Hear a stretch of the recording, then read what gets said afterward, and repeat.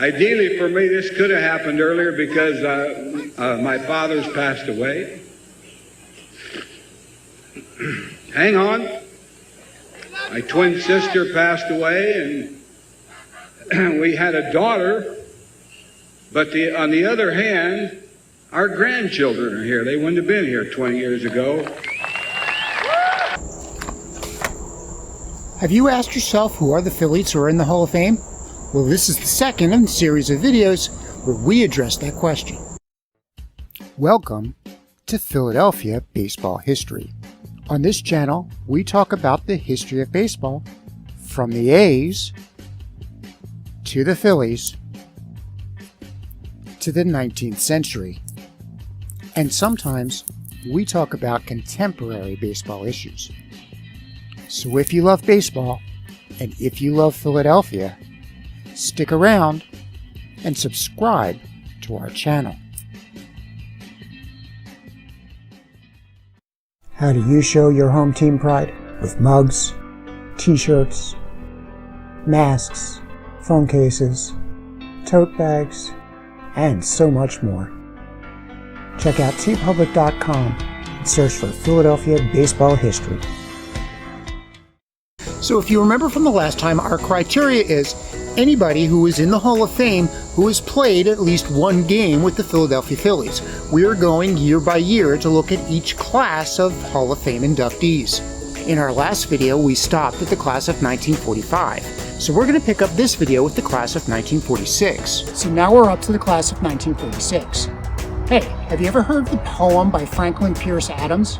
It was a poem entitled Baseball's Sad Lexicon. It's the poem that immortalized the double play combination of the Chicago Cubs in the early part of the 20th century. At that time, the Cubs were a powerhouse team. They won the World Championship in 1907 and 1908. Then, of course, they had that century-long drought. We all know about the supposed curse of the Billy Goat, right? That Cubs double play combination was Joe Tinker, Johnny Evers, and Frank Chance. And in Adams' poem, that was the refrain. Tinkers to Evers to Chance. Well, Johnny Evers, who was the Cubs' second baseman, he played the 1917 season with the Philadelphia Phillies. And in 1946, all three of the Cubs' double-play combination, well, they were admitted to the Hall of Fame all at once. Also admitted that year was outfielder Tommy McCarthy.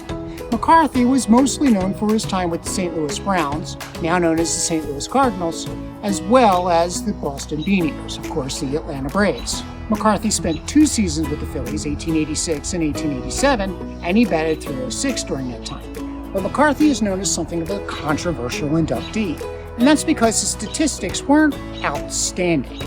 However, he is given credit for helping to develop the hit-and-run play, and that is why he was inducted into the Hall of Fame. In 1949, we had Kid Nichols. Kid Nichols was a pitcher who played from 1890 through 1906. He was a 7-time 30-game winner. Kid Nichols is known for being the youngest pitcher to reach 300 wins. He ended his career with an ERA of 2.96 and 362 wins. He played for 2 seasons with the Phillies, 1905 and 1906. There, he maintained an ERA of 2.83. This brings us to 1950. In 1950, we have Double X himself, Jimmy Foxx. Now, you may be saying, wait a minute, Jimmy Foxx? He was the first baseman slugger for the Philadelphia Athletics. So why are you including him on the list of Phillies in the Hall of Fame? Well, yes, he was a slugger for the Athletics, he played for the Red Sox, and of course he played for the Chicago Cubs. But he ended his career in 1945 with the Philadelphia Phillies. But this was during the Second World War, and much of the talent in the league had been depleted due to the war effort. So the careers of a number of players like Foxx were extended. By 1945, Foxx, well, he had lost a lot of his power. He wasn't so much the home run hitter he was when he was with the Athletics. In fact, he ended his career as a pitcher for the Phillies. He pitched in 9 games, pitching 22 2/3 innings. His record was 1 win and no losses, and his ERA was a healthy 1.59.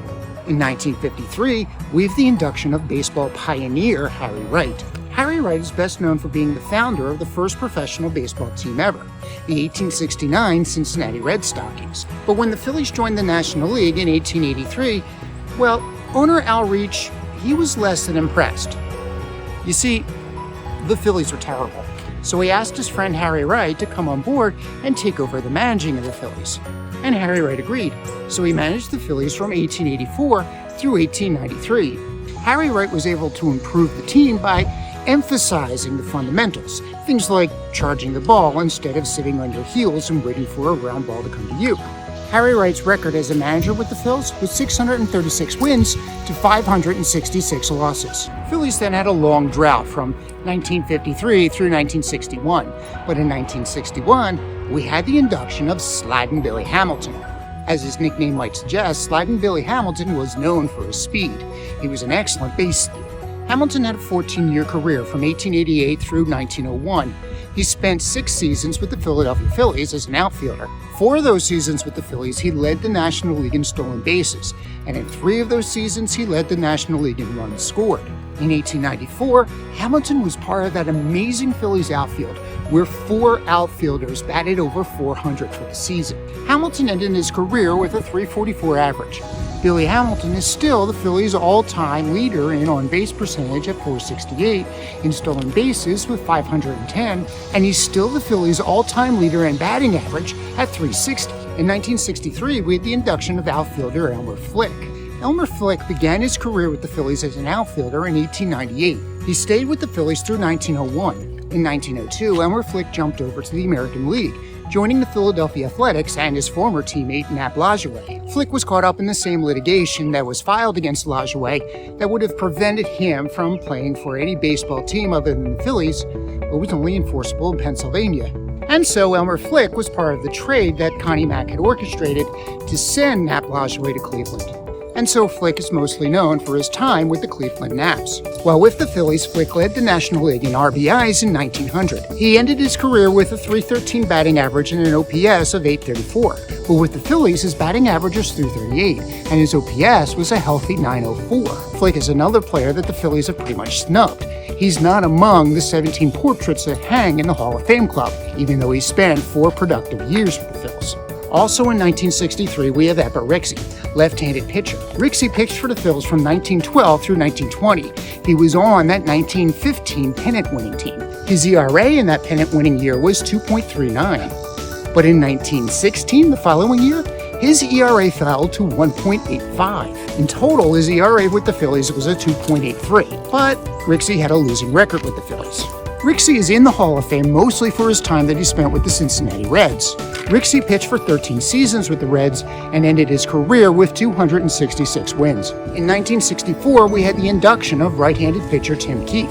Tim Keefe went by the nickname Smiling Tim and Sir Timothy. Keefe spent 14 years in the major leagues from 1880 through 1893, mostly with the New York Giants. But Keefe spent 3 seasons with the Phillies from 1891 through 1893. Keefe was a 42-game winner one year. He ended his career with 342 wins and twice led the National League in strikeouts. Keefe was the second pitcher in baseball history to reach 300 wins. His career ERA was 2.63, but with the Phillies, his ERA was 3.21. This brings us to 1966. 1966 saw the induction of legendary Yankees manager Casey Stengel. Stengel managed the Yankees from 1949 through 1960, which means that he was the manager who beat the 1950 Whiz Kids. He ended his career managing the expansion Mets from 1962 through 1965. But before becoming a manager, Stengel was a right fielder. And he spent 2 years with the Phillies, 1920 and 1921. In those years, he batted a healthy .294. In 1967, we had center fielder Lloyd Waner. Now Waner, he spent most of his career with the Pittsburgh Pirates, but he spent 1 season, 1942, his age 36 season, with the Phillies. Waner's lifetime batting average was .316. With the Phils, he batted .261. This brings us to 1971, where we had the induction of shortstop Dave Bancroft. Bancroft spent 6 years with the Phillies, including the 1915 NL pennant winning season. Now, Bancroft is something of a controversial inductee. Quite frankly, he was a mediocre shortstop at best. With the Phillies, he batted .251, and his lifetime batting average was .279. But Bancroft demonstrates the Hall of Fame bias for New York players. Bancroft spent 5 years with the New York Giants. During that time, he had a batting average of .310, and it's his playing time with the Giants that fueled his Hall of Fame induction. So once again, in order to keep these videos manageable, that seems like a good place to end it for this week. So tell us, who's your favorite Philly in the Hall of Fame? Give us a like, don't forget to subscribe, and as always, thank you so much for watching. Thank you for watching. Don't forget to like, subscribe, and share. If you have any ideas for topics that we can cover in the future, please let us know in the comments below. If you would like to see more of these videos, please consider becoming a patron through Patreon. Again, we'll have a link in the description box below.